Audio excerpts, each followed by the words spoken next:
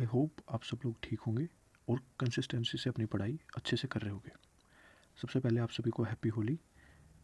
इस होली भगवान करे अगली होली आपकी ट्रेनिंग सेंटर में बने और आपका इस बार सिलेक्शन हो जाए। देखिए, अच्छे से मेहनत करनी है और इस बार सिलेक्शन ले लेना है। तो जैसा कि थंबनेल देख के आप समझ गए होंगे कि इस सीरीज़ में हम करने वाले हैं टॉप 200 जो हमारे सिनोनियम्स हैं इंग्लिश के, वो करने वाले हैं। देखिए दोस्तों, अगर मैं सिनोनियम्स की बात करूं तो 5 से 6 क्वेश्चन आपके वोकेबलरी के आते हैं और 1 से 2 को आपको सिनोनियम्स से देखने को मिल जाते हैं। तो एग्ज़ाम पॉइंट ऑफ व्यू से सिनोनियम आपके बहुत ज़्यादा इंपॉर्टेंट है। तो आज की इस वीडियो में हम सिनोनियम्स को कवर करेंगे। 5-5 करके हम सिनोनियम्स को अपने एग्ज़ाम तक बड़े आराम से कर लेंगे। और देखिए, आपको जो मैं ये 5 सिनोनियम्स हर रोज़ कराऊंगा, इसको किसी कॉपी में राइट डाउन कर लेना है और रिवीजन इसकी करते रहना है।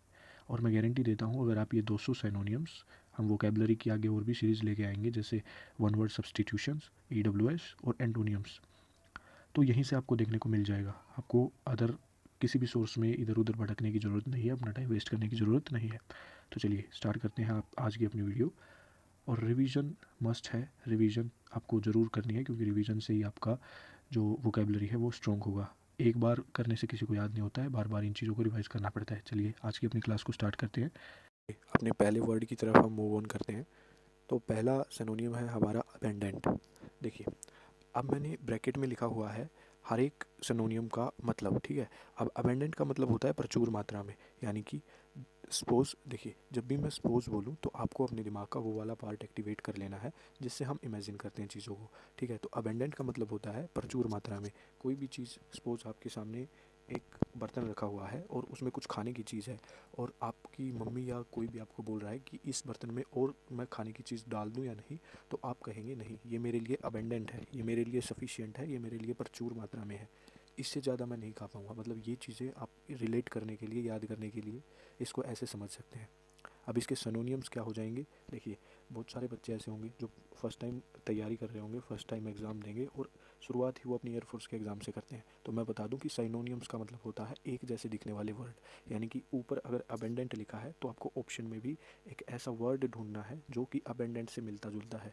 और एंटोनियम्स जब हम करेंगे तो उसका मतलब होता है, अगर हिंदी में मैं बात करूँ तो विपरीतार्थिक शब्द, यानी कि एंटोनियम मतलब कि जो वर्ड आपका ऊपर लिखा हुआ है उसमें ऑप्शन में आपको उससे उल्टा वर्ड ढूंढना है, उसका अपोजिट वर्ड ढूंढना है। जैसे अब यहाँ पे अबेंडेंट लिखा हुआ है, अगर हम एंटोनियम कर रहे होते तो एंटोनियम में हम ढूंढते कि अबेंडेंट का उल्टा क्या होता है। जैसे अबेंडेंट प्रचुर मात्रा में, तो हम एक ऐसा वर्ड ढूंढते जिसका मतलब होता कि किसी चीज़ में कमी आना, बहुत ज़्यादा कमी आना, ठीक है। तो अब हम कर रहे हैं सिनोनियम्स, तो हम इससे मिलते जुलते वर्ड पढ़ेंगे। तो अबेंडेंट के सिनोनियम्स क्या होंगे? प्लेंटीफुल, एम्पल, कोपियस, प्रोफ्यूज और गैलोरी, ठीक है। अब इनको आपको नोट डाउन कर लेना है, ठीक है। आपको किसी भी कॉपी में नोट डाउन कर लेना और बार बार इनको रिवाइज करना है, ठीक है। चलिए, टिमिड, नेक्स्ट है टिमिड। टिमिड का मतलब होता है डरपोक। डरपोक तो आपको सीधे सीधे समझ में आ ही गया होगा, इससे तो आपको रिलेट करवाने की ज़रूरत नहीं है। सिनोनियम्स आप इसके पढ़ लेना। नेक्स्ट वर्ड है हमारा अबेंडन।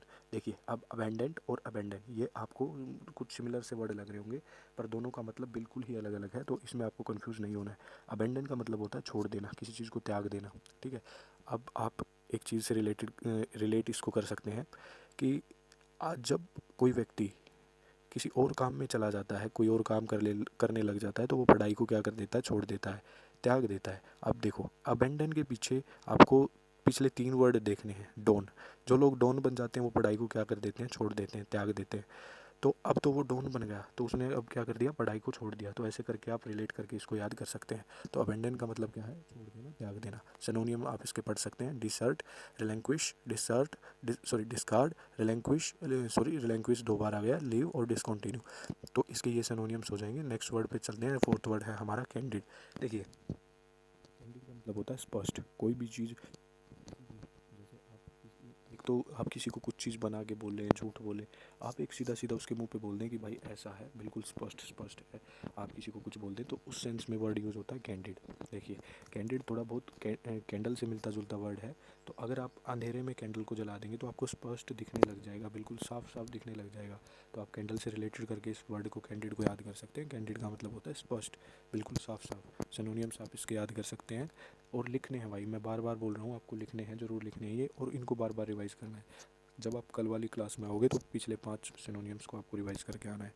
सिनोनियम्स है इसके फ्रैंक। फ्रैंक का मतलब होता है कि सीधा, बिल्कुल जो आपके साथ फ्रैंक रहता है, न्यूट्रल रहता है। Honest, forthright, blunt, direct, straightforward, sincere और ओपन, ये आपके हो जाएंगे कैंडिड के सिनोनियम्स। नेक्स्ट बैरन। बैरन का मतलब होता है बंजर। देखिए बैरन अक्सर ज़मीन से रिलेटेड वर्ड है। जो बंजर भूमि होती है, आपने ज्योग्राफी में पढ़ा होगा कि 2 तरह की भूमि होती है, उपजाऊ और बंजर। जो बंजर भूमि होती है, जो ऐसे ही पड़ी रहती है, बंजर ज़मीन जिसमें कोई फसल नहीं उगती, तो उसके लिए हम यूज़ करते हैं बैरन। ठीक है, अगर अब इसका सिनोनियम्स हम देखते हैं। सिनोनियम इसके वर्ड, अनप्रोडक्टिव, एक ऐसी भूमि जो किसी काम नहीं आती, उसको बोलते हैं unproductive. Infertile, desolate, fruitless, arid और स्टराइल। ठीक है, तो ये आपको इसके सिनोनियम्स जो हैं याद रखने हैं। तो आज हमने देखे 5 वर्ड, और कल की वीडियो में हम देखेंगे इससे अगले 5 वर्ड। देखिए मैंने क्लास में बार बार रिपीट किया है और अब भी रिपीट कर रहा हूँ।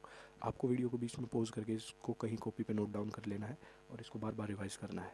और जब ये 200 वर्ड हो जाएंगे तो आपको यहीं से देखने को मिलेगा एग्ज़ाम में, मैं ये गारंटी देता हूँ। चलिए मिलते हैं कल की वीडियो में, और पढ़ते रहिए कंसिस्टेंसी के साथ, एक पॉजिटिव होप लेके मन में कि हाँ मेरा इस बार हो जाएगा।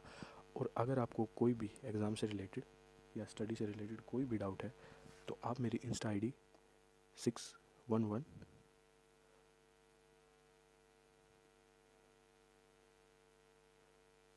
आप इस पे DM करके पूछ सकते हैं।